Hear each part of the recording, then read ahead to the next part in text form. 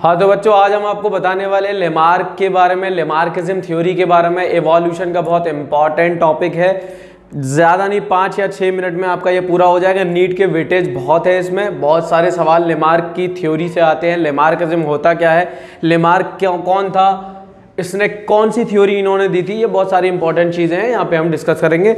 और उससे पहले हम आपको बताते हैं कि देखिए बहुत अच्छे व्यूज़ आ रहे हैं हमारी वीडियोस के। आपको चाहिए कि और हमारी वीडियो शेयर करें ताकि और बच्चों तक पहुँचे और वो भी बच्चे देखें जो कि नहीं, जिनके पास पहुँचे हैं। ठीक है, आगे कमेंट में आप हमें बता सकते हैं न्यू वीडियो जो भी आपको चाहिए। ठीक है, अब हम आपको बताने जा रहे हैं बायोलॉजी के अंदर इवोल्यूशन चैप्टर चल रहा है हमारा। इवोल्यूशन की पूरी सीरीज चल रही है, सीरीज में एक एक करके हम वीडियो बना रहे हैं। बहुत सारे बच्चे 2 घंटे की 1 घंटे की वीडियो देखना पसंद नहीं करते, इसलिए मैं क्या कर रहा हूँ, एक एक टॉपिक की एक एक वीडियो देख रहा हूँ। जो टॉपिक आपको पसंद है, जो आता है वो देखिए, नहीं जो नहीं आता है उसको सर्च मारिए, फ़ौरन वही 5 मिनट 6 मिनट 10 मिनट का टॉपिक आएगा, आपका क्लियर हो जाएगा। तो हम आपको बताने वाले इवोल्यूशन में नंबर 1 लेमार्किज्म थ्योरी। ये जो वीडियो है इवोल्यूशन की जो सीरीज़ है उसमें तीसरा वीडियो है ये। अब देखेंगे लेमार्किज्म में क्या होता है। देखिए लेमार्किज्म कहते कैसे हैं। लेमार्क एक साइंटिस्ट थे, उन्होंने अपनी एक थ्योरी दी थी। किसको बेसिस पे दी थी? लेमार्क साइंटिस्ट ने थ्योरी जो दी थी बेसिस पे दी थी, इवोल्यूशन के बेसिस पे। किस तरह से नई स्पीशीज जनरेट होती है या होती होगी, उस तरह की उन्होंने बातें की। तो क्या बातें की इन्होंने एक थ्योरी दी लेमार्क ने, लेमार्किज्म बोली जाती है, जो कि आज भी मार्केट में एक बुक आती है, उसको इन्होंने जो बुक लिखी है उसका नाम था फिलॉसफी जूलॉजिक। फिलॉसफी जूलॉजिक एक किताब है जिसने लेमार्क ने लिखी, और इसी थ्योरी को, इसी बुक की थ्योरी को बोलते हैं लेमार्किज्म। लेमार्क ने क्या बोला, लेमार्किज्म इज पॉपुलैरिटी कॉल्ड, किस बात को लेकर वो पॉपुलर हुआ, किस बात को लेकर उन्होंने पॉपुलैरिटी मिली। देखिए तो उनके मेन जो पॉइंट्स थे वो थे इनहेरिटेंस ऑफ एक्वायर्ड कैरेक्टर, वो कैरेक्टर जो हम क्या करते हैं, इनहेरिटेंस करते हैं। यानी कि इनहेरिटेंस का मतलब क्या होता है, देखिए हमारी बॉडी के अंदर क्या होते हैं, न्यूक्लियस के अंदर जो न्यूक्लियोलस होता है उसमें बहुत सारे जीन्स या क्रोमोसोम्स वगैरह होते हैं।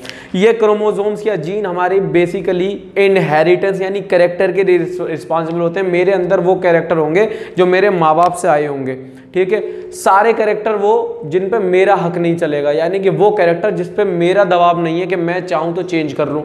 देखिए ये इसमें वो कैरेक्टर नहीं आ सकते, जैसे झूठ आपका इनहेरिटेंस कैरेक्टर नहीं है। बोलते हैं ना लोग ये तो खानदानी झूठ है, ऐसा नहीं हो सकता। क्यों नहीं हो सकता? क्योंकि ये हमारे ऊपर है। आज चाहे तो हम आज से झूठ बोलना बंद कर दें और कल चाहे तो कल। तो झूठ कोई ऐसा इनहेरिटेंस कैरेक्टर नहीं है। लेकिन इनहेरिटेंस कैरेक्टर में क्या आएगी, आपकी हाइट आएगी, आपकी स्किन का कलर आएगा, आपके बालों का कलर आएगा, आपके कान का शेप आएगा, आपकी बॉडी का शेप आएगा, वगैरह वगैरह। तो ये सब आपका इनहेरिटेंस कैरेक्टर में आते हैं। ठीक है, दूसरी इनकी जो थ्योरी थी वो किस बेसिस पे थी, use and disuse of an organ. आप किसी ऑर्गन को यूज कर रहे हैं नहीं कर रहे हैं, इस बेसिस पे भी इन्होंने पूरा का पूरा एक थ्योरी दी थी। क्या दी थी वो हम आपको बताएंगे। अदर सैलाइन फीचर इनके और जो थ्योरी में और थोड़े जो फीचर्स थे, इंपॉर्टेंट तो यही है लेकिन और भी उन्होंने फीचर्स पर गौर दिया। वो था internal vital force, environmental condition की वजह से आने वाले क्या चेंजेस बॉडी के अंदर, इवोल्यूशन फेज। दूसरा न्यू वीड्स में क्या क्या चेंजेस आते हैं। ठीक है, अच्छा एग्जाम्पल क्या थी इन्होंने, लेमार्क ने बताया था। देखिए अगर आप कोई ऑर्गन यूज नहीं कर रहे हैं, मान लीजिए आप अपना हाथ है ये अगर यूज नहीं करेंगे, तो इन्होंने ये कहा है कई सारी जनरेशन के बाद ये हाथ आना बंद हो जाएगा। आफ्टर मैनी टाइम्स का मतलब है कई सारी जनरेशन के बाद। मान लीजिए ये जनरेशन मेरी हाथ, मैं ये हाथ यूज़ नहीं कर रहा, मेरा बच्चा हुआ वो भी हाथ यूज़ नहीं कर रहा, उनका बच्चा हुआ वो भी हाथ यूज़ नहीं कर रहा, अपना हाथ को यूज़ में नहीं ले रहा। तो अकॉर्डिंग टू लेमार्क ये फिर हाथ आएगा नहीं, एक बार ऐसा वक्त आएगा कि ये हाथ आएगा ही नहीं। तो ऑर्गन डिसयूज और यूज़ के बेसिस पे इनकी बहुत तगड़ी थ्योरी थी जो चल रही थी। इन्होंने कुछ बहुत अच्छे एग्जाम्पल दिए इस बात की कोई भी थ्योरी साइंटिस्ट देता है ना तो प्रूव करनी पड़ती है। ऐसी कोई साइंटिस्ट अपनी थ्योरी नहीं देता, पहले थ्योरी दी, दुनिया तब मानती है जब वो क्या करता है, अपने प्रूफ देता है। तो इन्होंने प्रूफ क्या दिया, इन्होंने बताया, देखिए लॉस्ट लिम्ब ऑफ स्नेक्स के बारे में बताया कि जो सांप आप देख रहे हैं इनके कई ज़माने में पैर हुआ करते थे, लिम्स हुआ करते थे, छोटे छोटे लिम्स, हाथ पैरों की उंगलियां हुआ करती थी।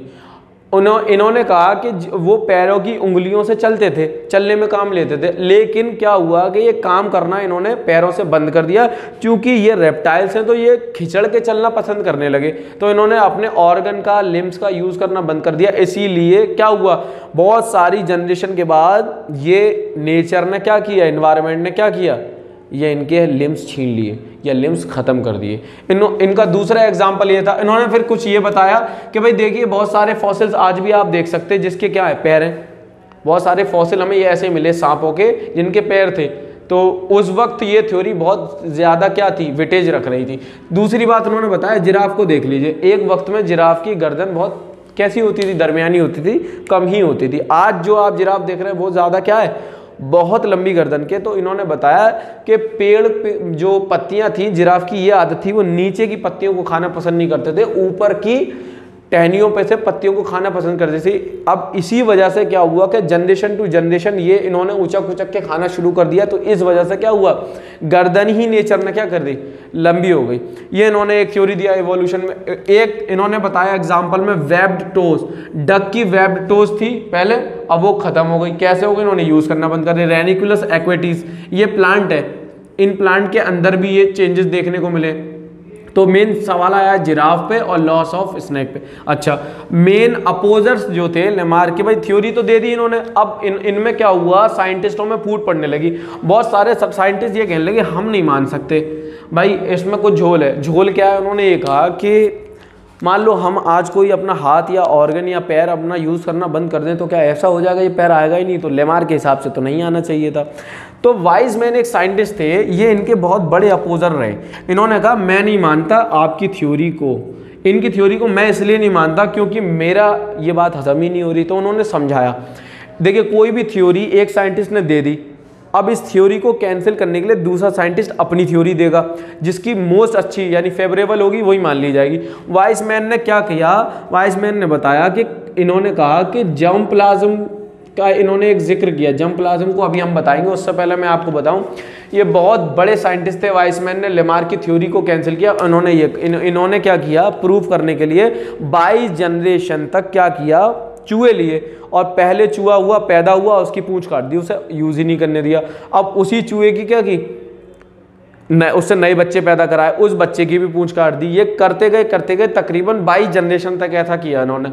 और फिर पूछा क्या और काट रहे हैं, उन्होंने कहा अब बंद हो गया, हम नहीं चाहते अब और आप काटें, क्योंकि हम इस बात को क्या मान चुके हैं कि ये थ्योरी ऐसा नहीं है, गलत है, कि कोई भी ऑर्गन यूज़ करना आप बंद कर देते तो वो ख़त्म हो जाती, ये ऐसा नहीं है। तो उन्होंने बताया कि ऐसा क्यों है, कब ऐसा होगा, चेंजेस कब हो सकते हैं। उन्होंने बताया हमारी बॉडी के अंदर 2 तरह के सेल होते हैं। कौन कौन से तरह के सेल होते हैं, एक तो होते हैं नॉर्मल सेल जो हमारी बॉडी बनी हुई होती है, उनको सोमैटिक सेल भी कहते हैं। एक हमारे बॉडी में सेल होते हैं जर्म सेल, ये जर्म सेल के अंदर जो होता है उसको बोलते हैं जर्म प्लाज्म, और जो सोमैटिक सेल के अंदर जो लिक्विड होता है उसको क्या बोलते हैं, सोमैटोप्लाज्म।